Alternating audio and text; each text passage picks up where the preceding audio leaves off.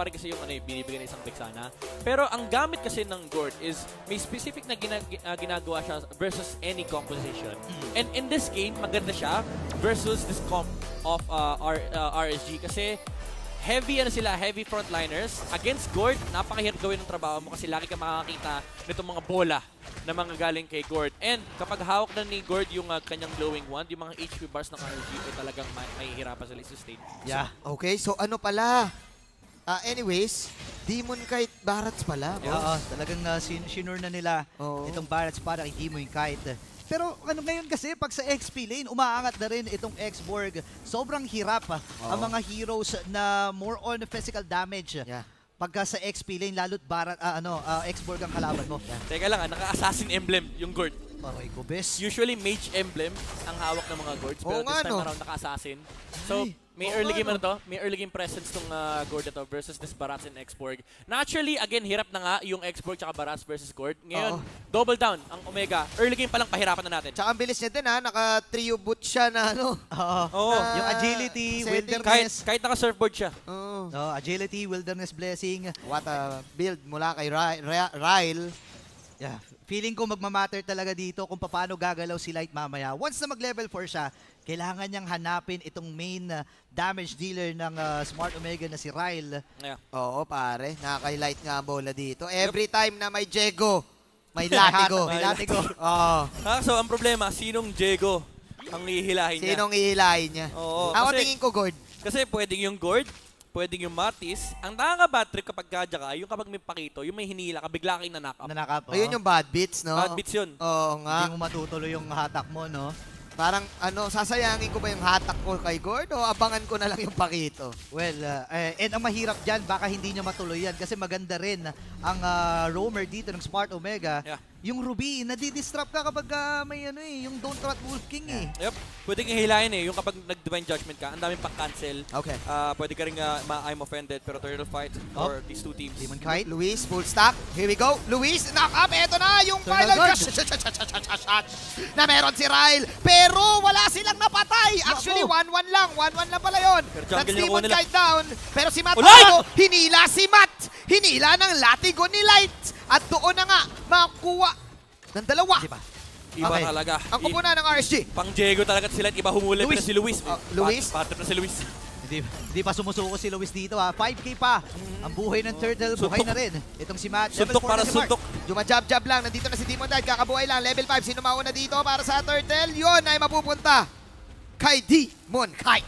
Maganda yung nag-start ng Turtle Fight for Smart Omega. Sila yung nakaharap ng magandang engage combo mula dito from the Gord, the Mystic Gush. Took down Demon Kite. Nawala yung jungler ng RSG. Pero dahil napatagal ng RSG yung team fight na yun, especially with Light, taking down the Martis of Smart Omega, umabot yung Barats ng RSG dito and Demon Kite was able to secure that turtle for RSG. And nakikita na nga natin sa mga items. For sure ay focus talaga para sa Ice Queen Wand itong si Ryle. Kasi nga naman kung titingnan mo, ang bibilis din kasing tumakbo ng mga players dito ng Origin. Kailangan niya ng pambawas dito. Andun yung Mystic Gush. Kami din may hila. Classic combo. Ruby Gord, Mark and Ryle.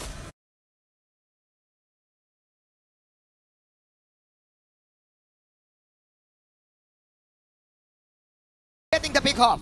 Lumalabang pagdating sa mid-game, sa mid-lane control ang Smart Omega. Pero kailangan niya ng pambawas dito. Andun yung Mystic Gush. Kami din may hila. Classic combo. Ruby Gord, Mark and Ryle.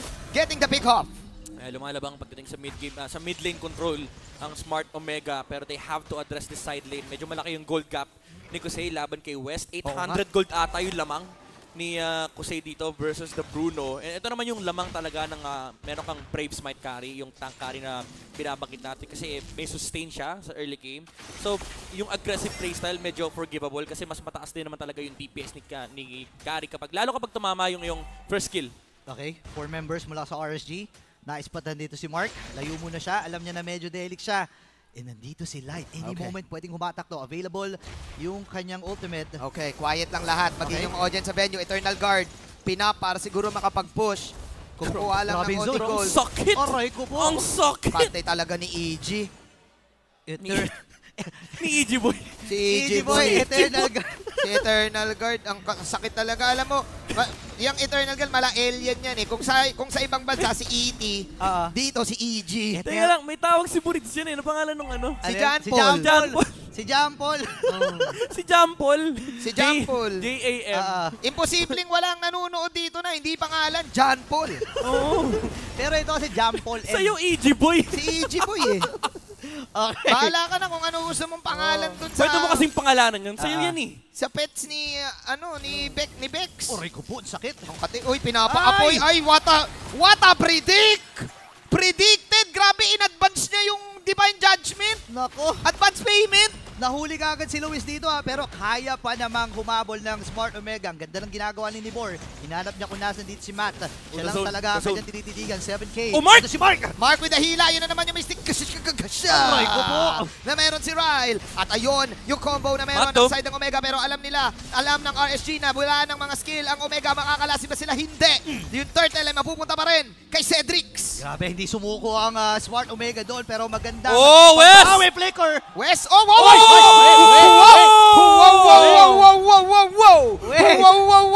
Recall! May pag-recall kay Kosei, man! Mainit. Sobra ka naman, Kuya Wes! Alam mo, si Wes matagal na mainit to. Amateur days pa lang niya, mainit na siya. Mainit din ang arangkada niya from MDL. Oh. And ngayon sa MPL stage, walang pangalan dito. Kahit nag-M5 ka, nakuha niya yung Torre sa may top lane. Rookie season, tapos kumbaga may ano kagad, no? May May swag. swag. Kumbaga, May swag. Malajamorant, may swag, pare.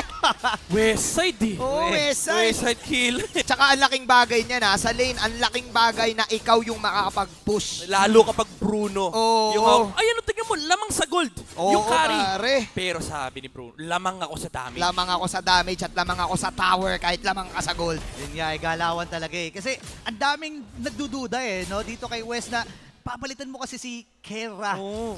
Again, doon sa Smart Omega lineup. Mark. Meron din si Mark, papasok. Mark, Nibor. okay. Dihilain pero nag-ultimate si Nibor. Pang-out lang din. Last Insanity out. So safe pa rin si Nibor. Kaya si West sabi niya, dito naman ako sa east side. May Torre dito eh. Oo. Ramdam ko dito ang aking kapalaran eh. Kailangan ko mapabagsak itong Torre na to. Kaya naman RSG, 4 kagad yung pumunta rin sa may bottom lane. Actually, 5 yan. May malaking dinosaur. Missiles coming in. 5 members mula sa RSG. Grabe, dinala lahat. Okay. Dinala lahat sa Nag-call. barangay. Nag-call yung RSG na mag-raid dito sa Mr. baba. Bilis. Maganda ang ginawa dito ng Smart Omega. Mabilis na pag-clear wave. Pero dahil doon, alam ng RSG na walang Mystic Gush. Yeah. Pero feeling ko, mabilis lang naman to eh. Mga 30 seconds lang yung cooldown nito eh. Oo, pero naiwan sa kusina yung yung pakito Sa taas, no? Naiwan, medyo delikado. nag-training yung pakito. Ayan na, humata. Divine Judgment coming in. Combo para dito sa side Ayan ng na. RSG. Isang mabilis with a snap. Wala na yung gourd. Yan na yung katanungan natin eh. Paano gagalaw si Light dito sa laban na ito? At Walang pinapakita Firaga. nga niya, walang Firaga armor din si Nibor. Pero tingnan natin kalahati ang buhay ng Turtle. Babanatan ba to ng side ng Omega? Alam nilang kulang sila. Nilabasan. Oh! Si EG Boy ay nilabas na naman pang zone. Perfect. Another Turtle para kay Demon Kai. Perfect timing. Ang ganda sana nung attempt dito ng Smart Omega to contest that turtle kasi wala nga Firaga armor, walang mang zone dito sa Martis ni Matt. Pero perfect timing mula sa Eternal Guard. Hindi naka-retry si Matt doon sa turtle fight na yun. Tingnan natin, bumabanat si West dito West. ng mga bola. Sakit. Ang ganda ng ng bush check ni Aqua. At Gosh! ayun ang Mystic Gush Rail with a flicker in. Panis. Medyo matindi yung laban na to ha. Sakit. Oo, ang daming mga exchanges ng mga kills. Piniflicker yung Mystic Gush, pre. Imagine mo, ganung katapang itong si Ryle habang ito si Demon Kite naman, mabilis din ang kanyang responde. Matt dun sa likod. May planong umaga ng orange buff. Wala kasing dash tong Oh, yung Barat. barat sabi ni Demon Kite eh. Meron naman technically yung ulti. Ulti lang. Okay, tignan natin. Oh, yan na. Oh, dash yan. Op, tignan Technically, natin. dash yun. Paghahatak sa kanya, dash yun. Nanakaw ba ni ano? Yan, Nanakaw. Nanakaw. Precious space talaga of the season, Sir Matt. Baka Wow. Matzilla yan. Nakuha pa ni Matt. At ibang klaseng aura ngayon ang ipinapamalas ng Smart Omega. Kahit 3 yung rookie nila, wala silang pake. Wala Kaya talaga. lang ilaban ito kung skill ay magagamit. 3 Jamorant. Conceal. Gawin mo ng 5. Bumabanat na lang sa tower ngayon si West. Nandito si Matt. Eto na. Okay. Dito na welcome mula kay Demon Kite. May stun. At ayun na nga si EG Boy. Guard. Nabanatan si Mark. Mark is out. 3 ngayon sa side ng Omega. Tumatakbo na dito si Aqua. Aqua with the grabs. Aqua, may abulin pa ba sila? Sir Matt? Mortal coiling out. Wala. Isa lang ang mapapatay ng RSG. Trinabaho lang. Okay, wala rin namang ultimate dito si Light. Kaya lang ang problema, Oh! naka-fleeting time to eh. Nakaipit sila dito Hop. Alright, tignan natin. 5 sa side ng RSG nandito. Hindi pa rin basag, pare. Wow, Kasi buhay pa rin yung tower. hindi sinusuko ng Smart Omega to, habang itong si Luis naman, todo trabaho lang galing sa top. Ngayon pupunta siya sa mid, poprotektahan yung purple buff at maagaw pa ni Demon Kite yun. Ako naman ang mga agaw, Sir Matt. Wow, ganda ng pinapamalas dito ng Smart Omega at RSG Philippines. Dikit na dikit lang, even yung gold. 27.9k, hindi talaga lumulobo at ngayon, ang plano ng RSG ay simulan na itong Lord na ito. Pinapahawak nila kay Nibor at ang buong kupunan ng Smart Omega humahanap pa rin ng tamang pwesto. Yeah. Speaking of pwesto Ang si Light, may hinahanap. Oo, nakasilip dito, nakatingin si Diego. Nag-aarap ng malalatigo. Basta't may Jego, May latigo. Pero si Nibor, sila lang talaga Op. Oh, Look at the minimap, guys. Look at the Okay. minimap. Sa baba. Oo, may balak! Okay, flicker in para kay Light. Si Luis ang ngayon ang target nila. Si Yokakway nandito. Luis tumatakbo para sa kanyang buhay. Luis, Oh! jump in, jump out. Nakikipag-jump sa hangin, nakipag-jump sa minions. Ija-jump niya ba tong orange bomb? Hindi na kailangan. Jump out, grabe. Mala-jumping jacks ang galawan. Grabe ang training. Wow! Luis Good survives. job! At alam mo talaga, mahilig tumakbo talaga yan si Luis. Nibor, Dahil alam mo, Nibor, runner Nibor. talaga yan. Habang nandito, 4K as Nibor will take down 2 with the true damage and last insanity. At doon na nga naiwan Right! ibang kupunan ng SK dahil ni-raid na sila ng mga Raiders. Tatlo ang bagsak para sa Smart Omega! Ano nangyari doon? Kakasabi lang natin, ito yung effect, yung impact at contribution ng mga XP laners. Nibor, taking Matt down. Merong Radiant Armor at Blade Armor itong Martis ng Smart Omega. Pero versus the true damage coming up from the X-Borg, naging enough yon for RSG to take down the jungler of Smart Omega and secure that Lord fight for RSG. Malabaybas operation yung nangyari, pare. Yung blueprint ganun katindi. Sa baba yung tatlo, tapos si Nanibor yung naiwan dun sa bandang taas. Huli lahat ng sulok ng barangay. Minsan kasi parang na-underestimate mo yung damage ng isang X-Borg hanggang to the point na paubos na yung buhay mo, hindi mo namamalayan. Masakit ang true damage talaga eh. Totoo talaga yun. Totoo kasi masakit eh. Kaya nga the truth hurts eh. Oo. True damage kasi yun. Tapos binabaran ka ng true damage, di ba? Imagine mo, mga 5 seconds yung nire-real talk. Parang sakit naman nun. Sa buhay kasi pare, masakit ang katotohanan. Tama. Kaya nga true damage yun eh. Yan na nga yung instant replay eh. Hindi mo ma-filter yun. Walang defense dun. Walang defense Ang doon. totoo. Ganda kasi Ayun, nung ayun, nangyari yan. last Layo din insanity. kasi. Ayun o, layo pa ng Boom. RSG. Grabe. Ang daming pera nun, men oh. 2K damage. 2K? Paano mo susolusyonan yun? Yeah. 2K damage. Nakita 2K natin damage. Parang nasa 10% na lang yung buhay nung dalawang frontline dito ng Smart Oo. Omega. Sabog eh. Wow, ibang klase to. And dito sa laban na ito, ang RSG, alam na nila na kaya na nilang lumaban pero makikita mo yung disiplina.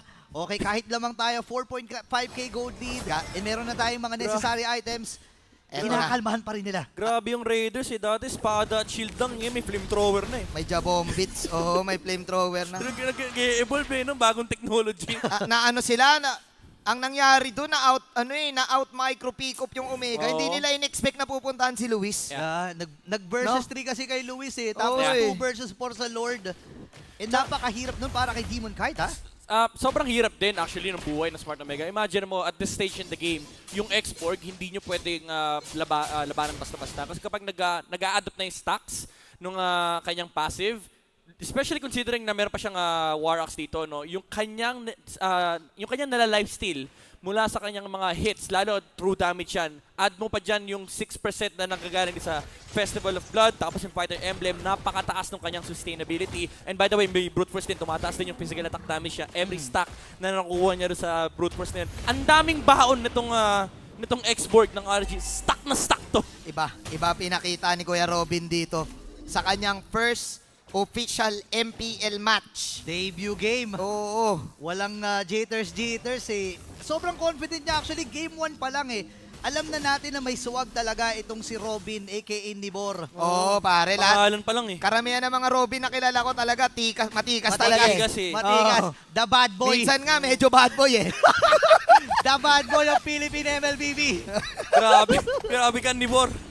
First series, ayun na si Nibor. Hinata si Nibor. May mga shields pa Ayun dito, na. nandiyo naman si Ayun na, Light. 2 damage! Sino tatamaan dito? Hindi tumama yung Ichiboy, pero mukhang okay lang dahil si Corsa nag-flicker. Ito, bumabanat pa ng mga true damage talaga. Sermat! May true damage ay Last Insanity, may true damage pa yung mga spinning light wheel na meron ang side ng RSG. At si Sermat, the precious face of the season. Binaril! Saan ka punta, Kuya Pat? Tingnan natin, bumabanat si Matt dito. Hindi Yes, ako papayag. Palang si Matt, pero nakinaya ba ni Matt? Hindi nakinaya ni Matt sila. Si Nibor, RSG Philippines. Ubos, pati pantubos ang side ng Omega at ni-raid nila ng matindi ang Barangay. RSG taking the series win. My goodness! Tagumpay para sa Barangay